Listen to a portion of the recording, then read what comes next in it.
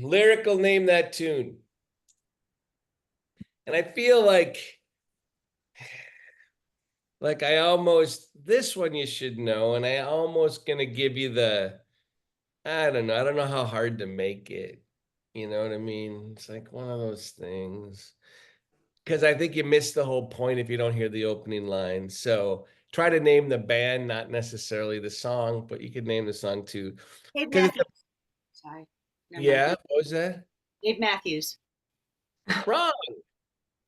Who guessed that? Way to go, Angelique. Thank you. Because it's a bittersweet symphony that's life. The Verve. Oh, the verb. Right. Yeah, I know. Try to make ends meet. You're a slave to money, then you die. I'll take you down the only road I've ever been. You know, the one that takes you to where all the veins meet. So That's a great tune. wouldn't you guess that that's probably the heart where all the veins meet, right? Not bad, right? Now, no change, I can change. I can change, I can change. But I'm here in my mold. I am here in my mold. But I'm a million different people from one day to the next. I can't change my mold. No, no, no. Well, I've never prayed, but tonight I'm on my knees. I need to hear some sounds that recognize the pain in me. I let the melody shine, let it cleanse my mind. I feel free now, but the airwaves are clean and there's nobody singing to me. So it's a little bit depressing. He's a young guy, he's wearing a leather jacket. If you ever watched the video, and the Verbs kind of got this attitude. They're independent, you know, kind of independent movement group, that whole genre. So they're kind of cool and they're kind of full of themselves. And the lead singer apparently is a big prick, and the band blew up a couple times. And do you know that song, they got sued by the Rolling Stones because the core tune is actually Mick Jagger and Keith Richards, and it's 4 chords, and they sued him, and it went on forever. It's the most ridiculous argument over 3 chords that you can imagine, blah, blah, blah, blah, blah. But that's not, I digress. So where all the veins meet, right? So when you think of, let's call that the heart. Do you think of the heart? I'm curious, and these are kind of rhetorical questions, but you could pop in if you wanted. Do you think of your heart like when we think about it, that you love with your heart? Do you think we actually literally mean the heart? Or is that a metaphor for something? Right? And so when you were a kid, I would go to church sometimes and you'd hear, lift up your hearts as a preparation for praying, right? Except you can't really lift up your heart, right? Not literally. You can lift your spine to lift kind of around the heart, right? So it's like, and then here comes another line coming in, and yet some of the very best qualities for someone that's like in their head and too analytic, and maybe even the potential for a sociopath, right? Maybe they don't feel through their heart as much. They only feel through their head. Like everything is just words. They don't actually feel the undercurrent because they're not connected, right? So here's another line. The seat of consciousness is to the right of the heart. That's a yogic line I came across in probably the early 90s, mid 90s. So, and then, we do consider, you hear this kind of, I think, too often, a throwaway line in a lot of yoga classes, like, lift up your heart, or there's all these references to your heart. Well, it's not quite literal, because you don't just lift up one side. There's stuff going on. It's like, so there's something being said about this space. And then you hear, like in our method, it's nothing, just stating what's obvious. A lifted chest is in every pose. Why do you lift this part of your spine? Because it distributes awareness through the limbs and out into the world. It's a real practical thing. But how, if we don't think of this as just the emotional center, but isn't it funny? The heart being the emotional center, but it's off to the left, right? So it can't quite be the center, but we call it something else, we actually mean over here, but you know, but it is the place where all the veins meet. So maybe in the beginning of when they say before lift up your heart, maybe they mean lift up your own life to a higher power. I'm not exactly sure what they might literally mean, right? Except we all kind of know that if you live your life just through your head, you're probably not going to live as good a life, right? You're not going to have as meaningful a life. So there are all these things. And so I go through this quick quilt of like disconnected ideas and thoughts because they're all connected, and um there's wisdom all around you, right? It's all hiding in plain sight. It's whether you decide to listen. There isn't one way to think about this, right? But a lot of them tend to center around this part of the spine. And then you got your breathing apparatuses, your lungs kind of on each side, kind of flanking this side, flanking this something, right? And then, when you feel in love, you also feel empty and full, right? You feel so empty that the full, starts to come feel first. You feel like you're bursting, right? You have all these things that go on as sensations. Typically, you think about calming your mind down to start class and to do maybe shavasana to receive, right? In this other part of you, right? So there's a part of you maybe that even goes deeper than your emotional relationship to the world, right? So start to be aware of your exhalation and get kind of emptier, right? There's a great song by an unknown folk singer, David Francie, I think his name is. The heart that's breaking never makes a sound. When you're super sad, doesn't it feel like it's absolutely silent in there? When you feel completely isolated or alone, it's heavy and something in there, right? So when you start the beginning of class, you're trying to have the part that's before it being heavy and before it's being lifted. So you soften your organs of perception because you're trying to find the place that precedes, right? Unfortunately, the place that precedes is not full of duckies and bunnies. It's not full of heaviness either. So feel your sitting bones in your feet. Soften your jaw, the inside of your mouth. Release your temples. Set the conditions for a very gentle lift in the center of your chest to go through the still pond like a shock wave. So the centering part,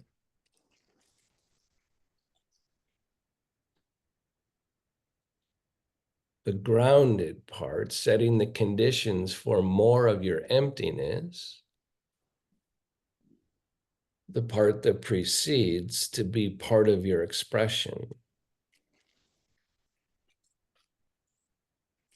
So when you start to try to feel like you're the hum In your joints too, you're doing it from a place that doesn't have an overt lift yet. You're trying to clear away the rubble that lodges in your mind.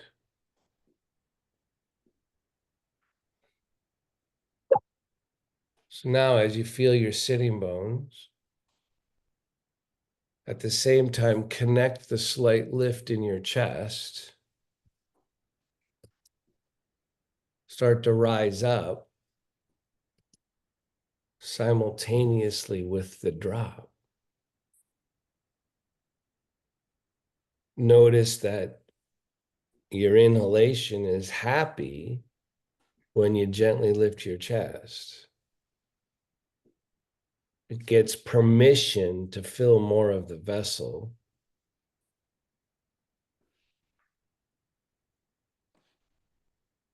And then on the exhalation, you've heard this for years, I want you to extend energy through your spine. So you're expanding and you're lengthening on exhalation. Stay patient. I know you want to move. I know you want to move. What's the ground of your heart?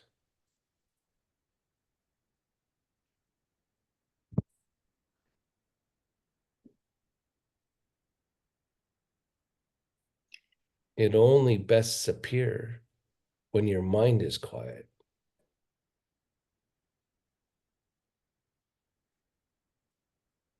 Let go of your day and prepare to bring as much as you can into the room with you. But it's more like you allow it, not just with your head.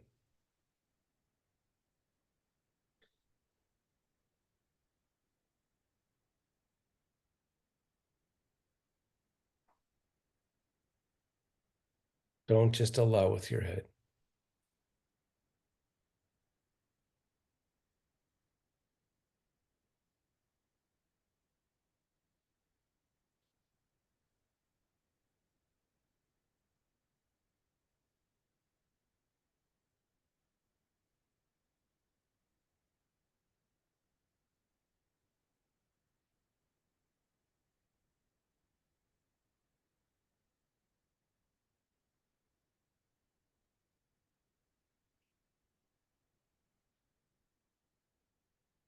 Good. And then release for a second. And then lift your sternum up. Let your whole rib cage come up with the lifted sternum. So you have to do it from your sitting bones. And then drop your chin down. And let the desire, the fire of the lifted chest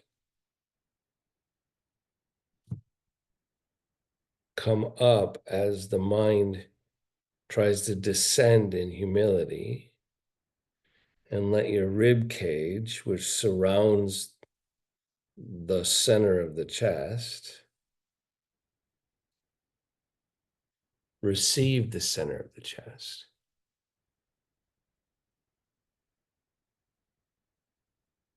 It's not easy to do.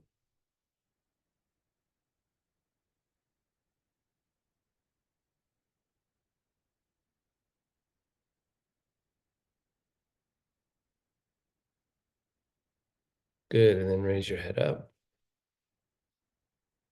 Open your eyes. So what's hard is that, for me at least, I have a hard time. I can kind of do a centering thing and kind of access the center of my chest, kind of, right? It helps me when I'm doing it this way that I don't think of my heart as the emotional center of my being, because that gets super complicated. right? If I think about it, I have to go to all my feelings there. So I love, one of the things I love asana is it gives you a method for accessing a part, right? But so I have a hard time starting all actions from the seat of consciousness, right? Without it being pushed by my head. I could go, oh yeah, I'm doing everything from the center of my chest or from my heart. I could say that. I don't know if I can do that, right? So I've got to start trying to allow what is already true, which is that seat of consciousness is with every movement I make. All right.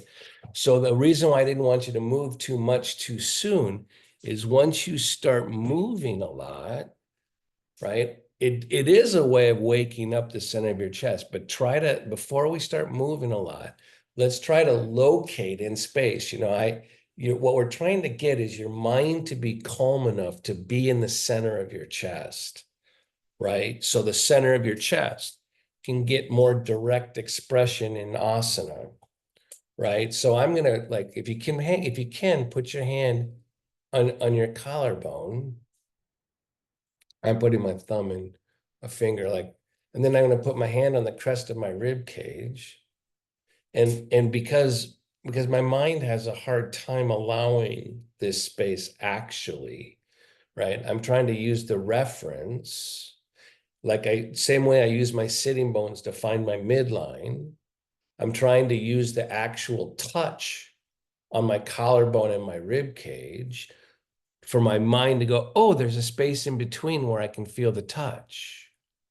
Because maybe the center of your chest is actually infinite, right? Maybe that's part of what these wacky yogis have been trying to tell you the whole time, that there's infinite capacity centered or seated in the center of your chest, not in your head. So I'm trying to find the space in between. And then, as I've done before, can you lift the space in between, right? So your hands on your collarbones, you've got a reference here. Can I, without lifting my abdomen, without using my diaphragm, do I have any capacity to lift the space between where I can feel it on my body? Now, can anyone see why I constantly reference the space between your shoulder blades in class? Right? In order to lift this space, I still can't do it directly. It's not a place that I can pivot off of. It's a place I have to receive. Right? So I give you a lot of instruction about the space between your shoulder blades. Because when you broaden that a little bit, does anyone feel this place lift a little bit more at the core? Can you feel what I'm talking about? Nod your head if you can feel what I'm talking about. Right? So what's great about asana is it gives you a methodology to perhaps bring the most important part of your consciousness into the world, as opposed to letting it fall back. I'm pretty sure if I get bitter as an older, even older person, it's going to be because I'm in my head too much. That I'm not going to let this be part of the lead, because it's kind of tiring to let this be part of the lead. It feels vulnerable here. Or it feels absolutely transcendent and impervious. Depends on how much love you feel, right? So I'm going to lift it again. And I'm going to try to figure out how to lift the space in the center of my chest. Now, if you do that a few times, you might start getting heat through your body because it's actually really hard. Unless you're doing just lip service to it. So like Michael, these are the types of things I would want you to do really, really hard to work on. Is without involving, Michael, like all the rest of the difficulty you have with your limbs, get really good at lifting the very center of your chest. It's dynamic. Just think if it was in every pose. Right. Okay. And then release. So I've got more marking for this place. So now as I rock back and forth and I start to move around, hopefully I've got, like, I don't know, let's say it's neon, a bright color, whatever. So when I'm moving, I'm keeping it referenced in all my movements. I'm not just moving like I'm throwing it away.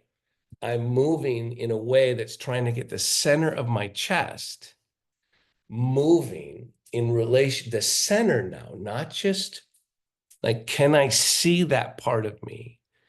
Because it was always moving with you. Your mind just like made it, buried it by getting distracted, right?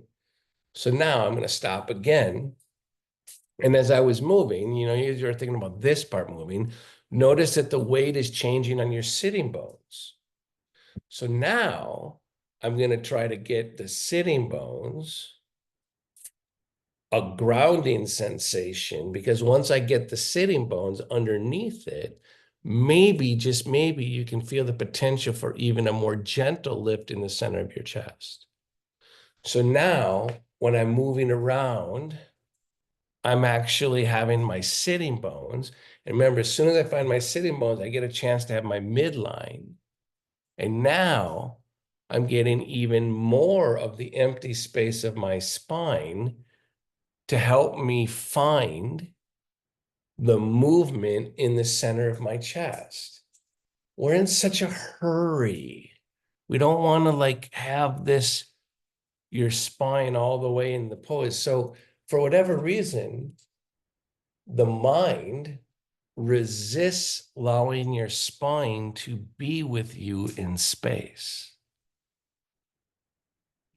Maybe the mind had to deal with threats. I'm going to move a little bit more. Maybe for, a million years, we had to worry about getting eaten by tigers. So the mind's out in space and forgetting about the spine. So we're trying to figure out how to keep the center.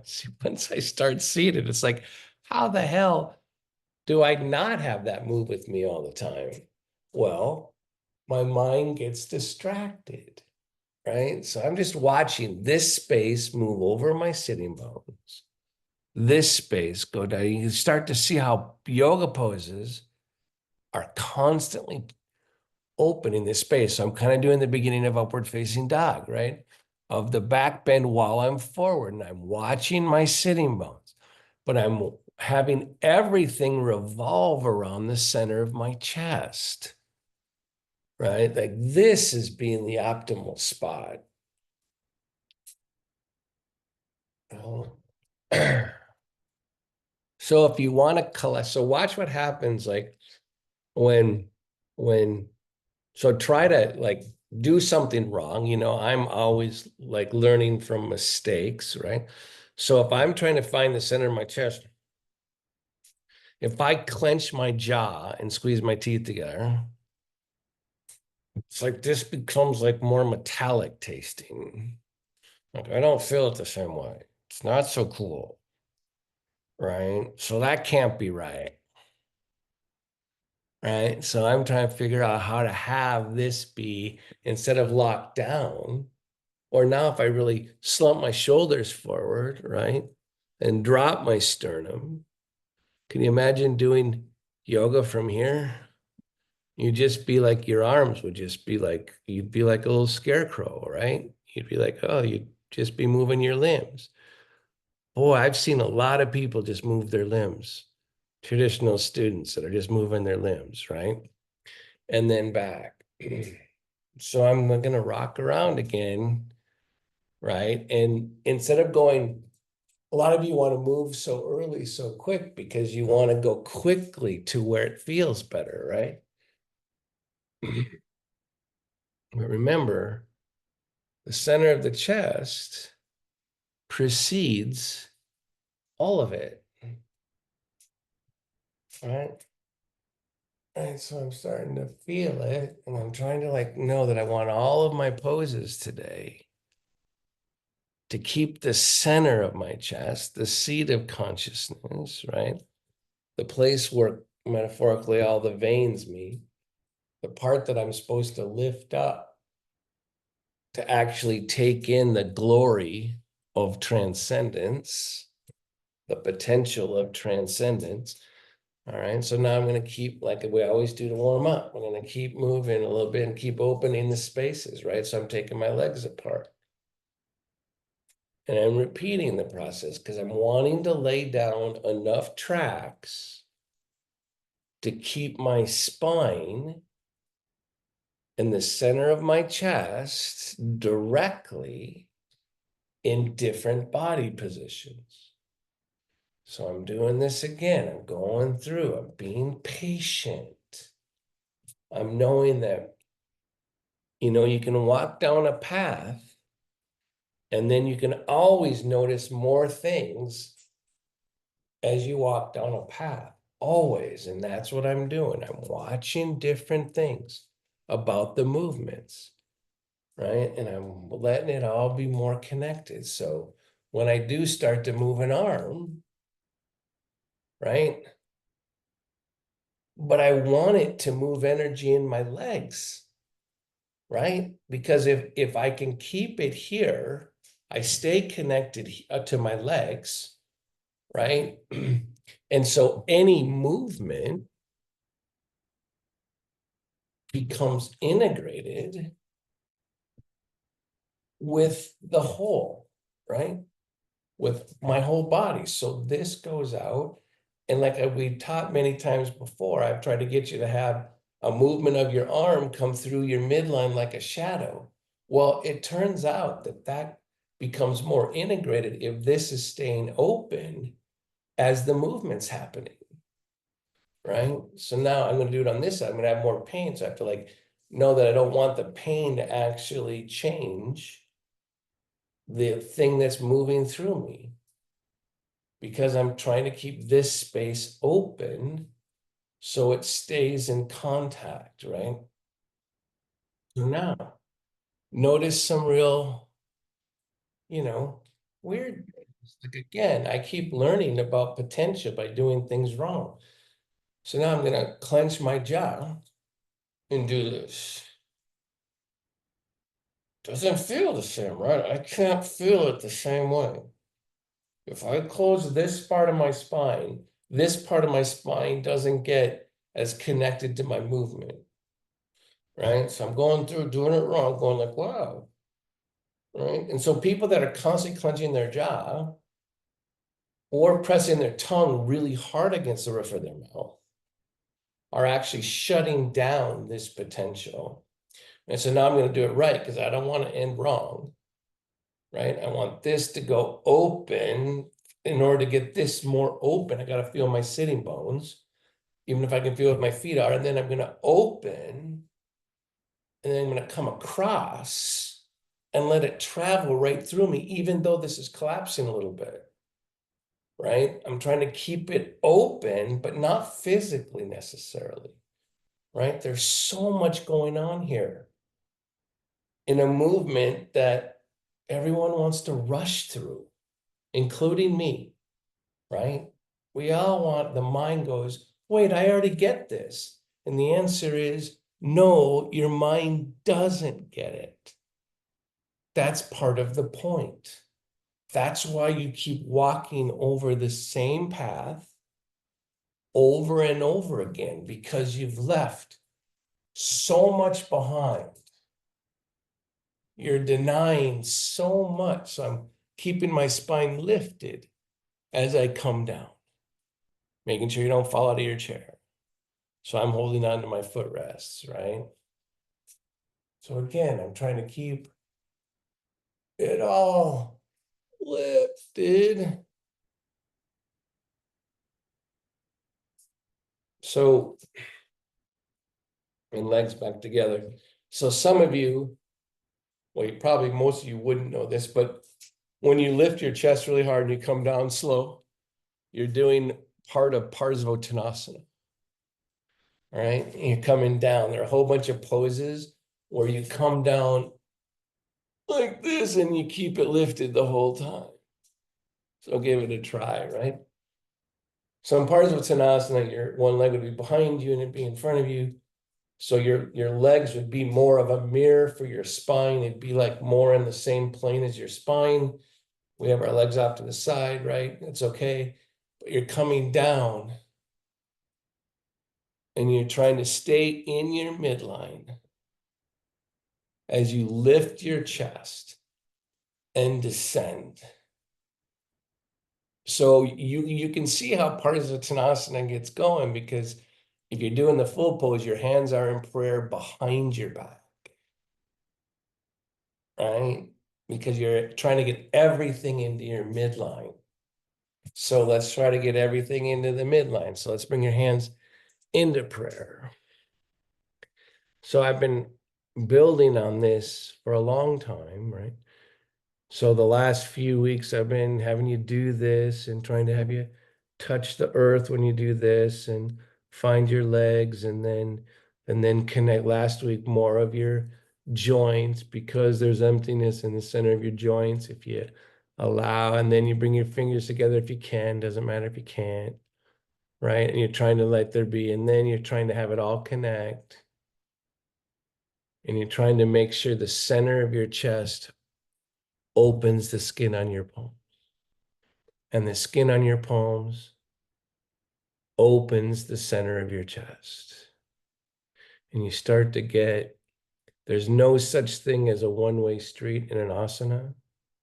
Everything's reverberating back. So if I want to get my more connection, but if you know it can, and then drop your chest. So it's one of those things that I think is so cool, and I'm sure there's a physical reason for it, but it seems more than that. Bring your hands back together, bring them into prayer. And again, I'm making contact here. I'm making contact here. I'm making contact. There are even joints, right, all the way up. So you're trying to get contact all the way through, right? And then don't push it hard. But do you notice that when you lift your chest, more pressure happens between your hands? What the hell? You mean if I enter my heart into the world, my center of my chest in the world, my actions become clearer, they clarify. It's not so much just about my effort with my mind. Something else happens. Wait, that's incredible. Can I now include my midline? Can I find my sitting bones? Let the empty space between my sitting bones go up to the center of my chest. Now, can I take the skin on the center of the palm and expand that to support my heart? Oh, I think I can. It changes again. It's a good time to breathe. You're integrated more. The center of your chest is in more of your body now. It's been waiting. Minds are afraid and then release. Minds are afraid of allowing so much into space. You know, not exactly sure why, because doesn't it kind of weaken you when you don't let more of you into space? But the mind thinks, oh no, you can't let that much emptiness go into the world because it's vulnerable, because you could get hurt. Sounds like a mind problem. You ever heard that line? Sounds like a personal problem. Well, let's call it this way. It sounds like a mind problem, right? Downward facing dog. Hands on the table, hands on your thighs. Remember, a lot of these poses are just working the same core action, right? So when you do it with your hands on your thighs, everyone do it with your hands on your knees like this. And maybe you don't have long enough arms. My wrist hits right on my knee joint, so that's cool, right? So right here, if I do down facing dog this way, I'm also pretty close to upward facing dog, right? So somehow I'm in the zone in between, right? But I'm trying to figure out how to support the center of my chest coming into the world, right? So as you know, I've taught this a lot the last few weeks, like work the underside of your arms to get this to rise up more, to drop your shoulder blades. But now open the center of your palm, like open your, remember, all of dog pose happens in your hands, right? So we're somewhere between up dog and down dog, right? And I'm extending out through the top of my head. So instead of looking up to make it upward facing dog, I'm keeping my chin down, my chest rising, and energy going out the top of my head and going down through my sitting bones. I'm broadening between my shoulder blades, opening my palms, helping my sternum propel into the world. But it's not just my sternum. I stop the inside of my mouth. I let it be the empty space, not just the sternum. And I breathe. Good. And then release. So now if you make it more, if you can, if you have a table in front of you, make it more like downward facing dog. Right? And again, we're trying to support the part that my mind is a little bit afraid to let into the world, the very center of my chest, the very seat of my consciousness. Asana is not only informed by a lifted chest, it creates the conditions for the depth of the center of your chest to come into your poses. So my hands are on the table, my sitting bones are hitting in the opposite direction. I'm working the underside of my arms. I'm opening my palms to open the center of my chest. I'm opening the center of my chest to open my palms. I'm broadening across my collarbones. I'm dropping my shoulder blades down. I'm hitting down to my sitting bones.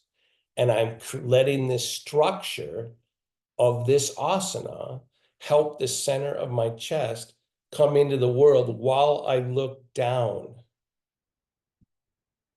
Right? While I look down. Breathe. Good. And then release. Difference between downward facing dog and upward facing dog. Hmm. All right. So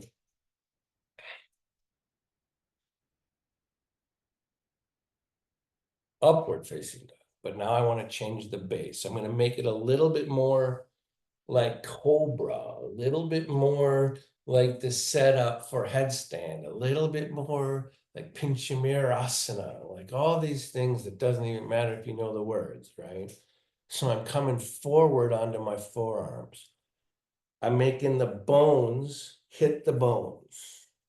I'm allowing that means something. I'm not letting my mind pretend that it doesn't really matter. I'm looking at everything inside my hula hoop right now, everything in my body, right?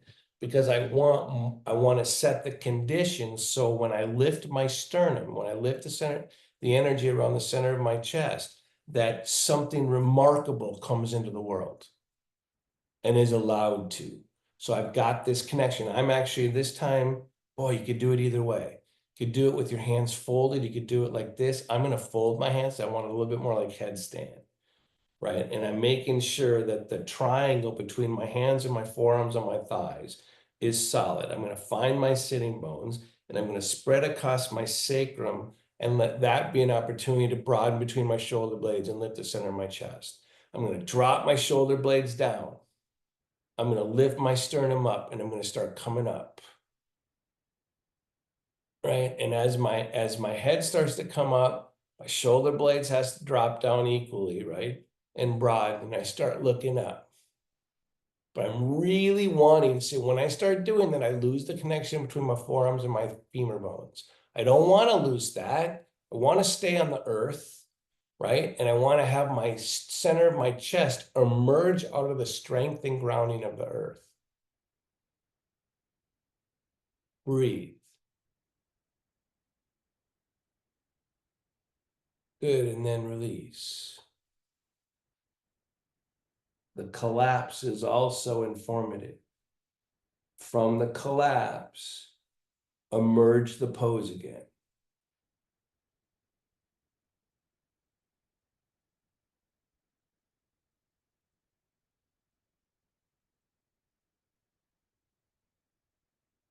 Figure out how to breathe in a way that informs the pose. And then collapse. Pause. appreciate the empty center, the collapsed center of your sternum. Think about the actions of your body now as the opening of the center of your chest, so they're more connected, right? Do it again from the collapse.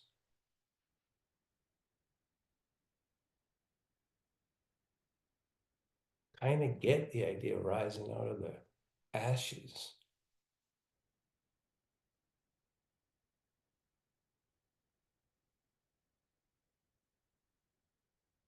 Human beings have been attempting descriptions of our experience for a long time. And then release again.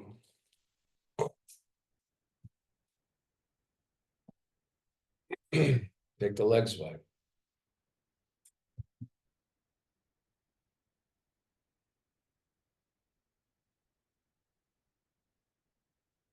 So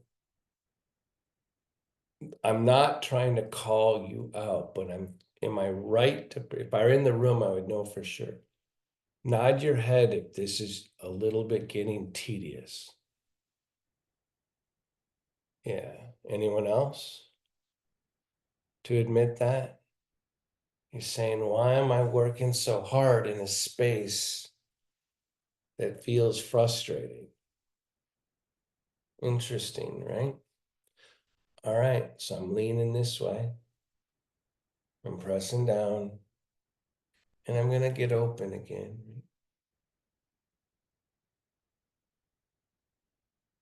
So the action gets more full. I'm gonna go this way, right? I'm gonna get more open.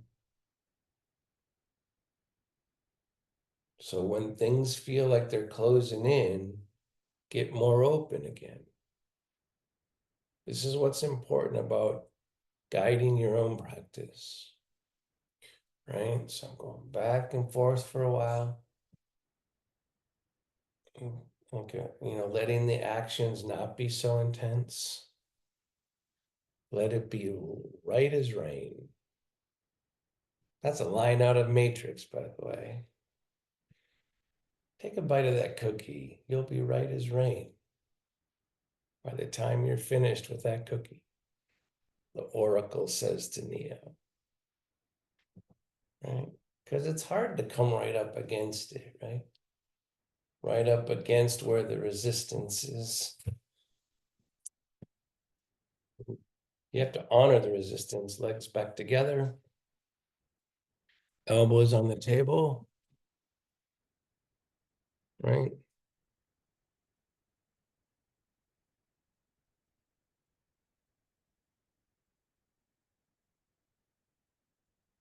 Spread your sacrum across your low back to meet the space between your palms. So like make this space inform space across your sacrum. Make sure you use the underside of your arms, triceps. As you do this, drop the shoulder blades down. All right, as you do that, try to lengthen your neck up.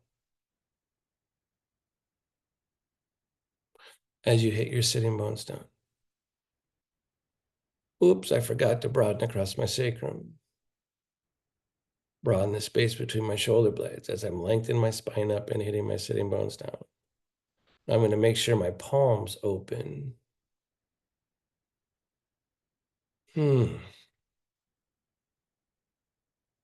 That's not an easy pose. And then release. If my name were Bethany, I'd be overusing my hands. That's if my name were Bethany. I'm not saying my name's Bethany. All right. Over. Different base. Right. So I'm on the table. You could be on your thighs. You're a little bit more like Mauritius 3. Right. So you're over. And now I'm in a position where I'm already kind of strained. So for me, in order to have balance in my spinal integrity, so I'm turned to the left, but my left arm is pushing into my left leg so I can get a little more crank on my spine. I'm doing all these things to get it even better, right? And now I'm going to try with the shape of this pose to set the conditions for the center of my chest to come into the pose, to be following the pose, right?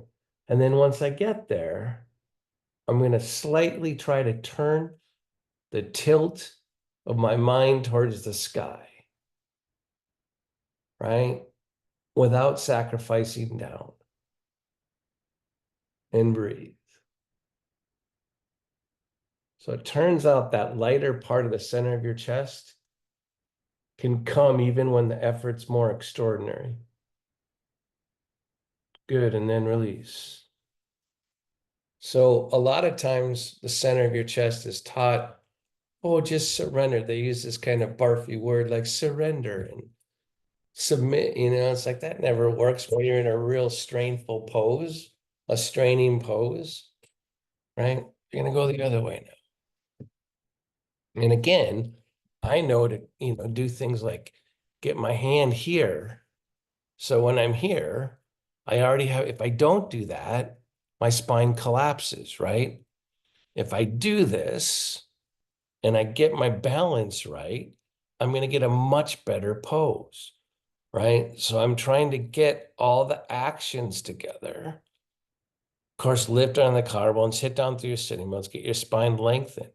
And then as you're turning and working this pose, right? And it's not, for me, I got to allow that it doesn't feel the same as the other side, right? And then at the very end, I'm not just going to surrender my chest, center my chest into the pose. I'm going to help it go into the world by lengthening my spine. I'm going to inhale and let the whole cavity of my chest expand, and exhale and extend my spine. And on my dissipation, more of my empty space of my sternum goes into the world on exhalation. Good, and then release. That's one of the things about breathing in a twist, right? And there's no one rule for anything, right? But like you take in more potential, right? On the inhalation, like you expand, but you actually get the empty space part of the chest going more directly into the world on exhalation, right? So it's the easy thing to see it on inhalation. It's the harder thing, for me at least, to see it on exhalation over again. On the elbow. You could be doing it on your thigh too, right? I'm just on the table. I'm getting my other hand to make sure I'm balanced. Because if my spine's collapsing, everything's going to become more violent. If the center of my chest is not in the pose, I'm going to be more violent with my mind, right? So I'm grounding, I'm lengthening my spine, right? I'm starting to inhale, get more space in there, and then exhale. And from my sitting bones out through the center of my chest, I'm letting that come into the world.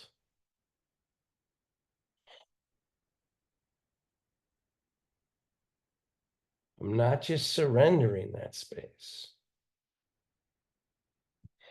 I'm doing that too, but to believe that it's there. My mind has a hard time believing in my unseen potential. Ain't that the truth? And then release. My mind has a hard time believing in my unseen potential. What frustrates me about someone like Freud is that our unseen potential in superego makes seem kind of dark and nasty, right? Like something's out of your control. Yeah, it's out of your mind's control for sure. So I'm the other way. I'm lengthening my spine. I'm staying enough balanced. I'm letting my breath and my rib cage open the potential of the center of my chest. On the exhale, I'm bringing it into the world. I'm projecting it in the world. Again, the potential of space, the focus of effort.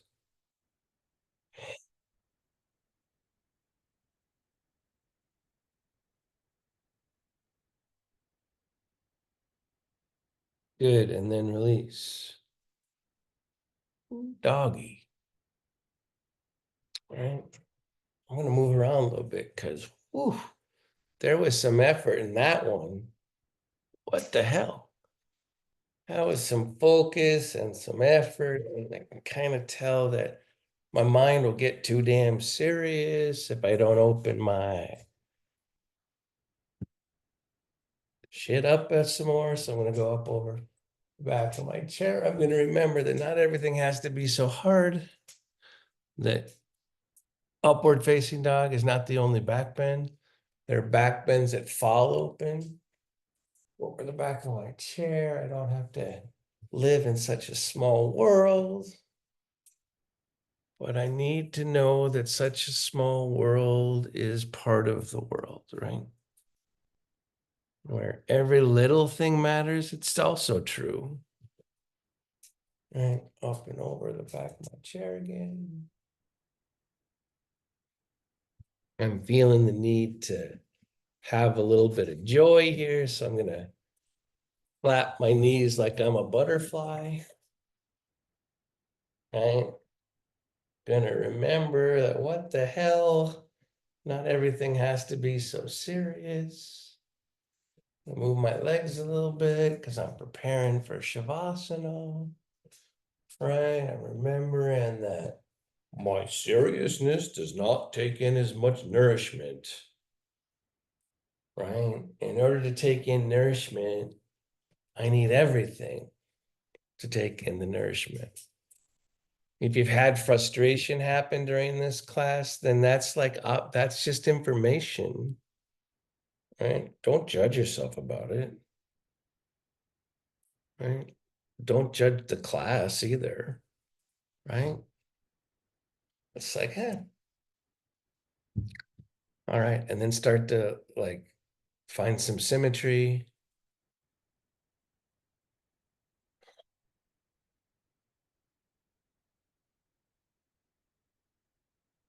We're gonna do a little bit of lengthening of my spine. So I'm finding like connection to my chair seat, but I'm lengthening out to the top of my head. I'm broadening between my shoulder blades because now you kind of know I've been saying that so much. So your center of your sternum lifts up. The empty space in your sternum lifts up. So a little bit of inflation in the center of your chest. It's going to change your life, actually. It's just hard to do. Good. And then it's time to release into your chair.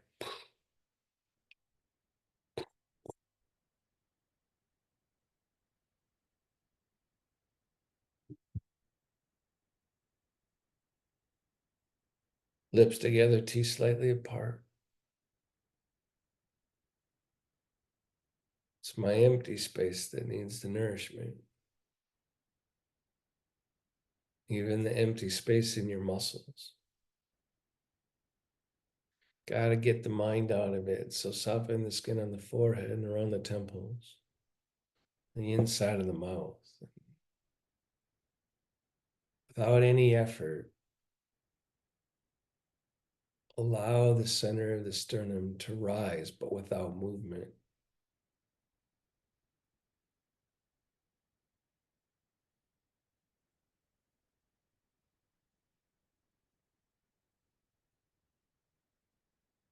When you allow the center of your chest to rise, your body readjusts naturally.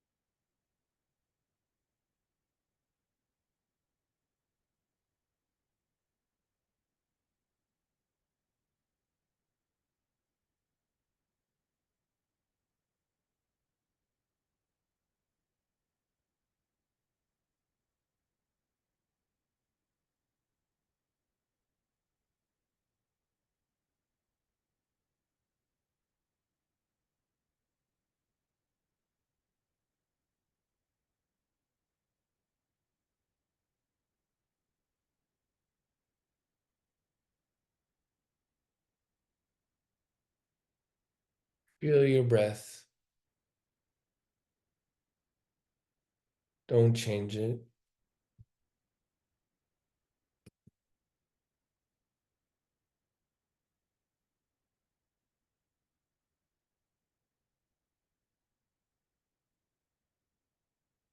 Thank your body.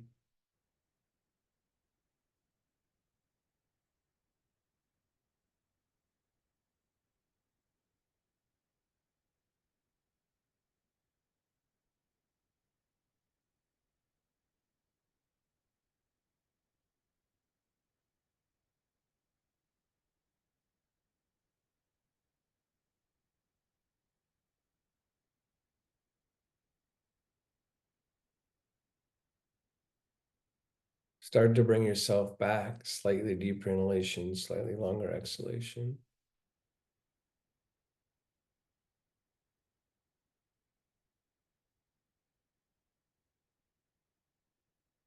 When you're ready, open your eyes.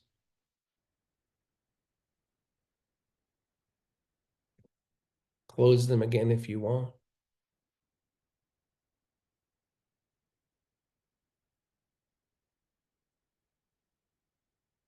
Open them.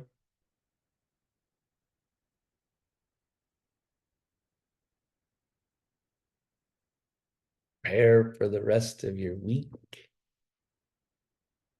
Maybe allow that there's ways to keep this open. And doesn't all have to be generated from up here. In fact, for me, this is not the best way to let this part of me be more part of the world, because I got all these things up here.